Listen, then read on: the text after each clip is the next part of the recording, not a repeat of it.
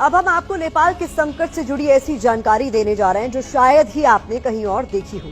क्या आप जानते हैं कि नेपाल के राजनीतिक संकट के पीछे एक बड़ा फैक्टर जातिवाद भी माना जा रहा है।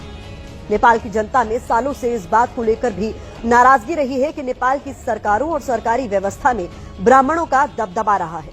नेपाल में ब्राह्मणों को बाहुन कहा जाता है। नेपाल के राष्ट्रपति, प्रधानमंत्री, सेना प्रमुख, संसद के स्पीकर जैसे पदों पर ब्राह्मण बैठते रहे हैं। ऐसा तब है जब नेपाल में ब्राह्मणों की आबादी महज 12.2% है, लेकिन हर क्षेत्र में इनका दबदबा है। नेपाल में सबसे बड़ा जातीय समूह क्षेत्रीय है। भारत में जिन्हें क्षत्रिय या फिर राजपूत कहा जाता है। नेपाल में क्षेत्रीय 16.6% है। ब्राह्मण और क्षेत्रीय को ही नेपाल में खस आर्य कहा जाता है। नेपाल में खस आर्य की कुल आबादी करीब 29% है।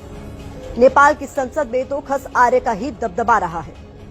केपी ओली भी ब्राह्मण समुदाय से ही आते हैं। इसके अलावा पूर्व पीएम प्रचंड भी ब्राह्मण ही थे।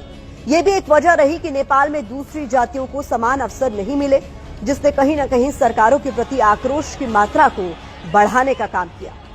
सवाल उठने लगे कि नेपाल में कम्युनिस्ट राज है या फिर ब्राह्मण राज। यहां गौर करने वाली बात यह भी है कि भारत के एक और पड़ोसी देश में राजनीतिक अस्थिरता का संकट गहरा गया है।